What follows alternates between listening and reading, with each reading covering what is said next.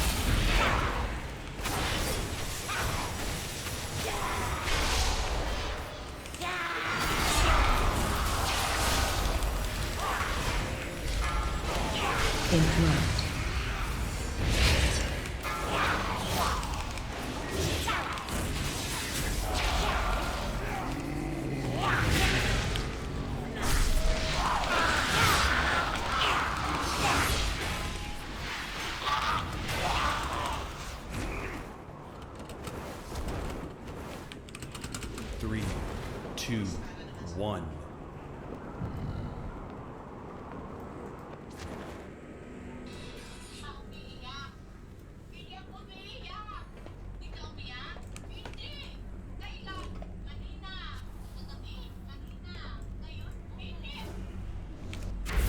More trespassers! I will not allow you through!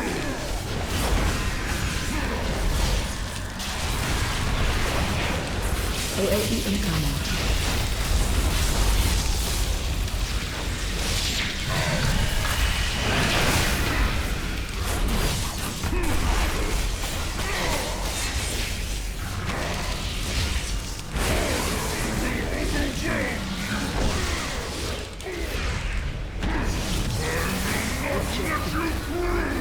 Watch your feet. My sacrifice will keep these halls safe!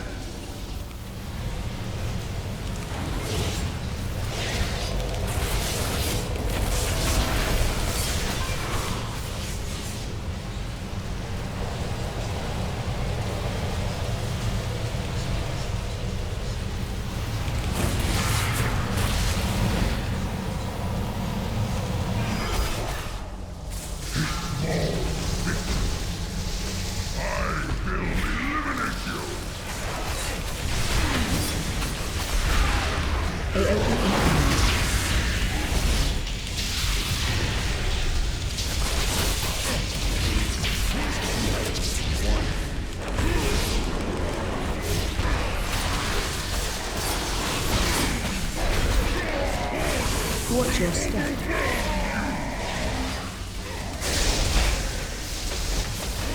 Watch your feet.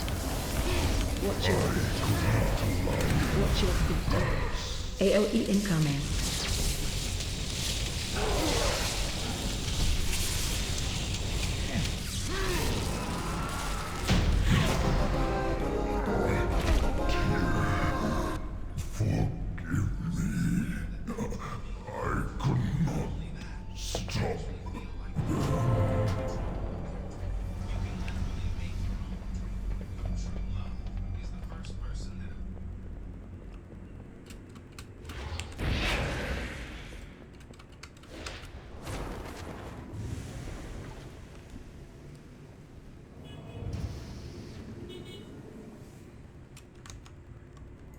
was back then. I don't know what happened with that group. Did they kill?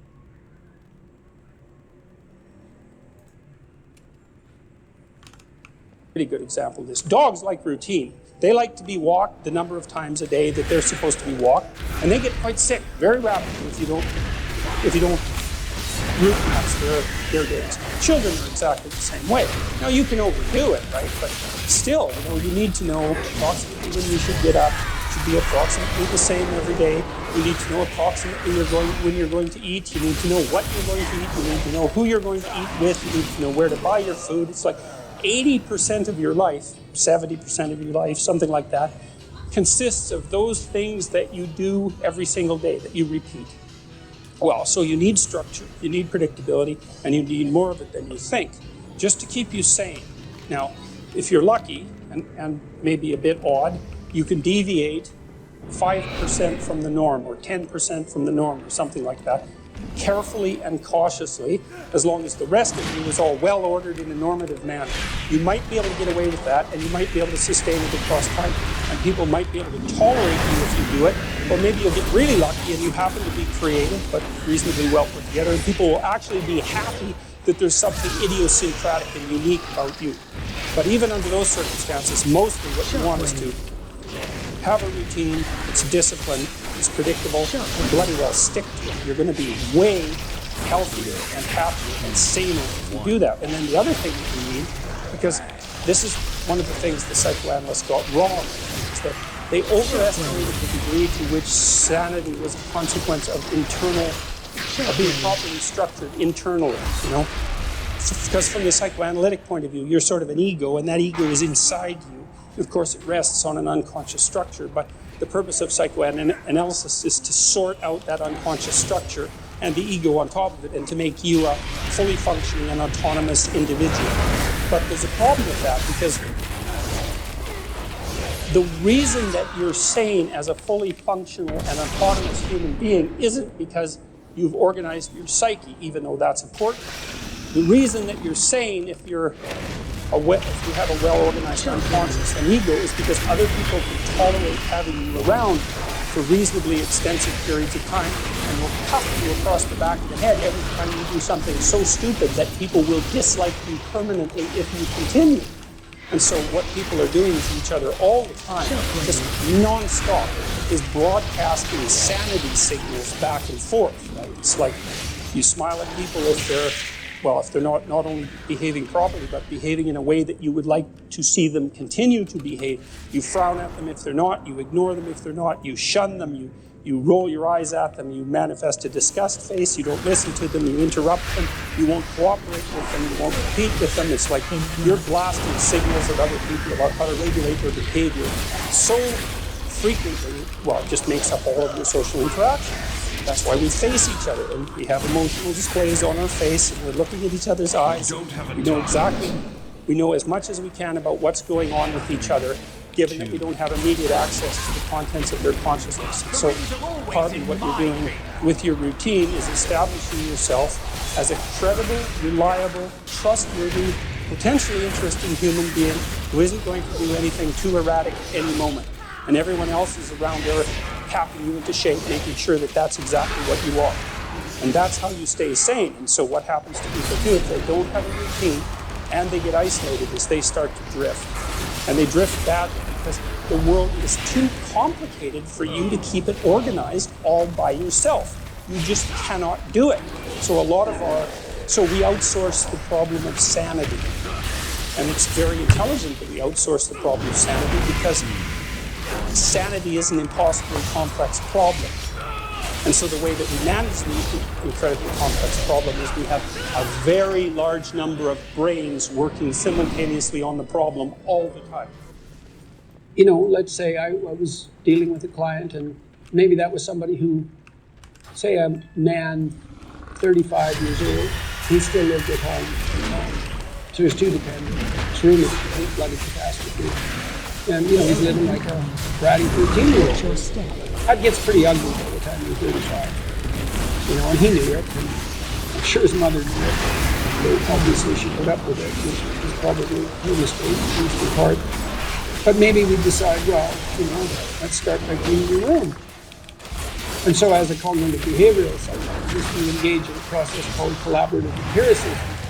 And that's partly to solve the problem you described. Well, how do we know we set the right goal? Well, you say, well, go try it. Just watch yourself like you don't know who you are, and come back next week and we'll see how you did. And I remember this one guy came back and said, I went and got the vacuum cleaner from the closet, which is something I've really never done. And I put that vacuum cleaner in the doorway of my bedroom, crossways, blocked the doorway, and then I just walked over it for a whole week. And he was completely nonplussed at his own intransigence. And look what he did, He was so resentful and so angry that he, instead of vacuuming his damn bedroom like he planned, he just stuck the vacuum in his own way and then martyred himself over it every day for a week. It's like, okay then, we're starting to get somewhere with the whole you living at home thing here. And so, well, that was too high a goal for him. And you say, well, how do you know that? It's like, well, he didn't do it, did he? So then what you do practically is you say, well, how about you bring that vacuum cleaner into your room this week, and that's your whole assignment. And just watch what happens when you bring it in. Watch the fantasies flicker in the back of your mind as you live out your resentment at your therapist for daring to make you bring that vacuum across the threshold of your bedroom. And so if people catch those fantasies, that's quite the bloody and quite the revelation to themselves, I can tell you, because you have to be one angry person to put a vacuum cleaner in your doorway and walk over it every day for a week. And so then we get something. It's like, okay, now we're getting to the bottom of things. But maybe the next week he'd come back, with the fantasies at hand and rather shocked as a consequence, but the vacuum cleaner was then in his room. And so he broke the threshold there, and then maybe all he could do was sort out a drawer or half a drawer, something like that. So what you do is, you pick a target that you think is probably reasonable. You can negotiate that with yourself. You cite a tired brain, foggy thinking, as the reason to stop answering questions or giving a talk. How do you combat this while working or writing daily? Well, I eat a big breakfast relatively soon on waking. That really helps. If any of you out there are anxious, and many of you no doubt are, there'll be a large number of you who are anxious and don't eat breakfast. And there'll be a whole bunch of you out there who think, well, I don't eat breakfast. It isn't necessary. It's like, that's wrong. It's necessary. You fasted all night. If you load yourself cognitively or physiologically in the morning, your brain, stressed, will encourage your body to produce insulin. It will take all the blood sugar out of your blood, and then you're done for the day. And then you'll be anxious. And a lot of the rest of you too, you'll find if you're anxious, try this. It's really, really interesting experiment. The next time you're anxious, go eat something. Eat some protein and fat would be best. You could have cheese and crackers. I'm not a big fan of carbohydrates, but whatever. Eat whatever you're willing to eat, but make it solid. Don't eat a peanut butter, or don't eat a chocolate bar or something sweet. Eat something substantial, a piece of meat, a piece of cheese, some peanut butter, something like that. And then wait 10 minutes and see if you're less anxious. And try that for 2 weeks. Every time you get anxious, eat something. Because then you can find out if your anxiousness, if your anxiety is linked to low blood sugar. And it's very likely that it is, especially if you also get irritable and foggy in your thinking. And the best way to treat that, as far as I've been able to tell, and there's a decent literature on this, is to make sure that you eat a big breakfast. And you might say, well, I'm not hungry in the morning. Like, who the hell cares if you're hungry? I didn't say enjoy your breakfast. I said eat it. That's not the same thing. There's lots of things that you need to do that you don't enjoy to begin with. You'll get hungry in 6 months, and then you'll start to enjoy it. So that's a massive difference. I take small naps quite frequently. If I'm wiped out, I'll go have a nap for 10 minutes or 15 minutes. And then that helps quite a lot. I try to wake up on a fairly regular schedule. That's another thing I would really recommend for people whose lives are in disarray and who are anxious. Try to fix your wake time. Going when you sleep, that's not so important. So you can still, stay up late and have fun and all that. But getting up in the morning is really helpful. So You know, and you also have to figure out how much you can work or write. I can't write for more than about max. My sustainable maximum for writing is 3 hours a day. And if I push it past that, then, especially if I'm editing, I make mistakes when I'm editing, so that's counterproductive, and I can't sustain it across time. And so I don't really think you can do more than about 3 hours of extremely intense intellectual work a day. Although if you have a nap, you can stretch that, but I think at least I end up paying for it across time. So nap, make sure you eat, and make sure that you get enough sleep. So that's how I combat it and try to make myself hyper efficient. We'll build a new world, free from their corruption.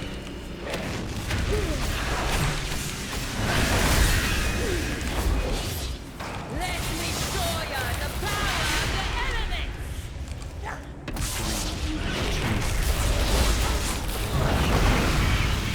Find shelter. It's sad to see that people are disenchanted and nihilistic and depressed and anxious and aimless and perverse and vengeful and all of those things. It's terrible. And then to see people Watch your step. question whether that's necessary and then to start to rise out of it. It's like, it's so fun. Like last night, I was after my talk. It's overwhelming.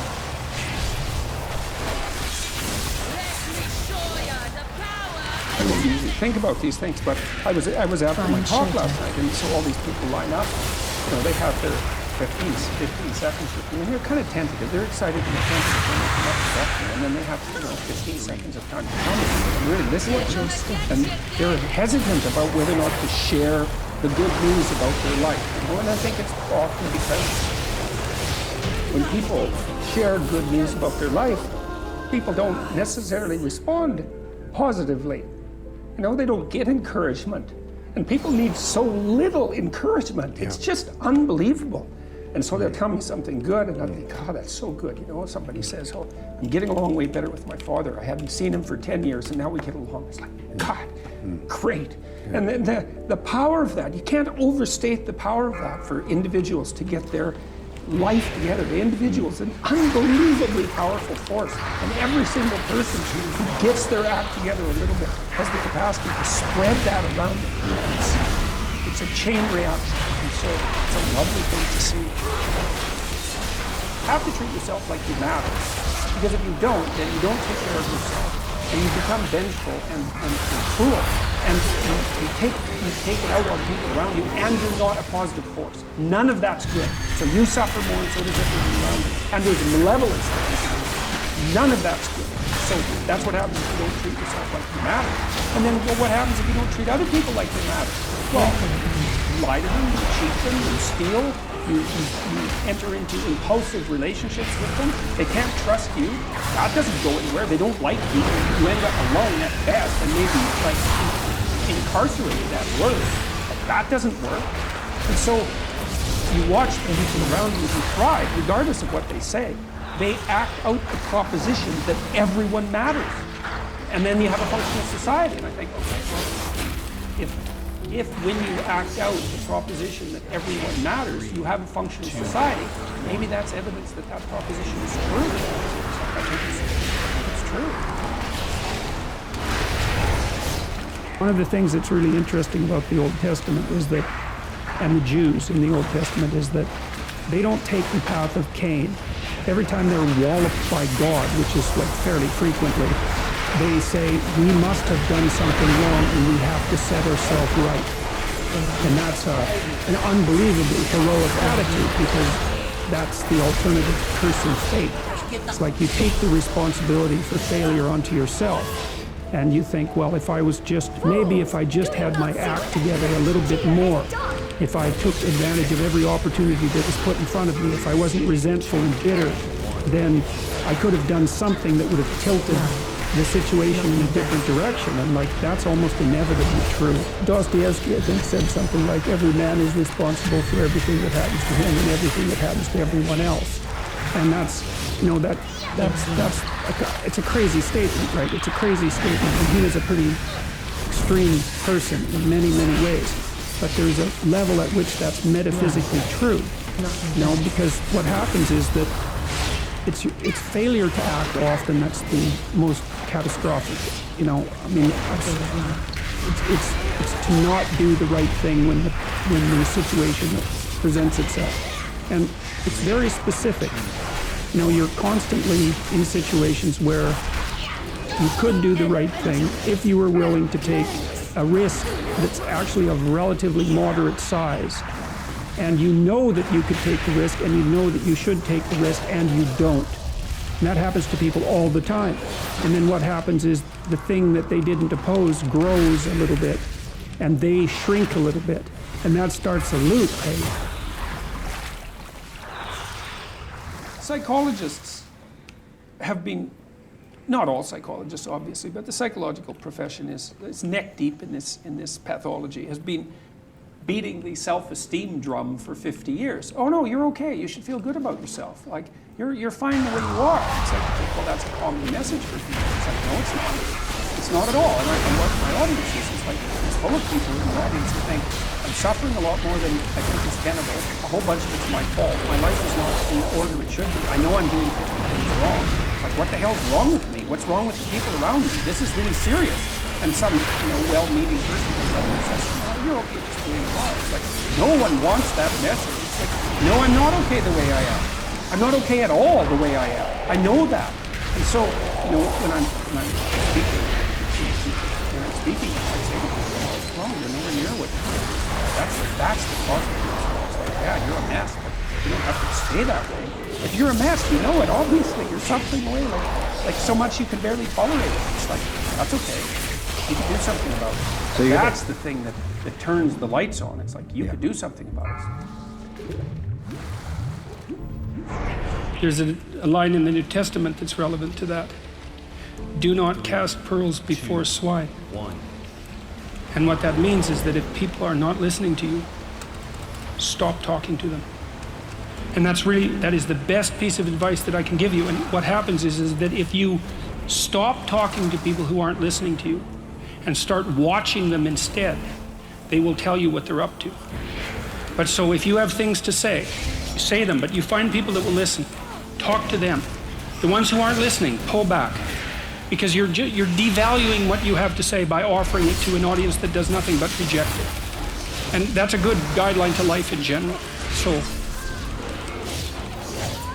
you're harmless, you're not virtuous. You're just harmless. 3. You're like a rabbit. A rabbit isn't virtuous. It's just can't do anything except get eaten. It's not virtuous. If you're a monster and you don't act monstrously, then you're virtuous. But you also have to be a monster. Well, you see this all the time. Harry Potter's like that too. It's like he's flawed, he's hurt, he's got evil in him. He can talk to snakes, man. He breaks rules all the time. All the time. He's not obedient at all. But he has a good reason for breaking the rules. And if he couldn't break the rules, him and his little clique of rule-breaking, troublemakers, if they didn't break the rules, they wouldn't attain the highest goal. So it's very peculiar, but it's a very, very, very common mythological notion. The hero has to be a monster, but a controlled monster. Batman is like that. I mean, it's everywhere. It's the story you always hear. I know you stated in the last lecture that the importance for setting aims in life and to kind of have goals to work towards, right? So my question was, how do you do that if you don't know where you want to go? Because that's kind of where I got stuck on your future authoring program. Okay, that's a good question. That's a really good question. So there's this notion in the Old Testament that morality is following a sequence of prohibitions. There's a bunch of bad things you shouldn't do, and then basically you're good enough. And I think there's wisdom in that. I think that's kind of where children start, right? I mean, I love children and all that, but they're crazy little creatures, and they need to be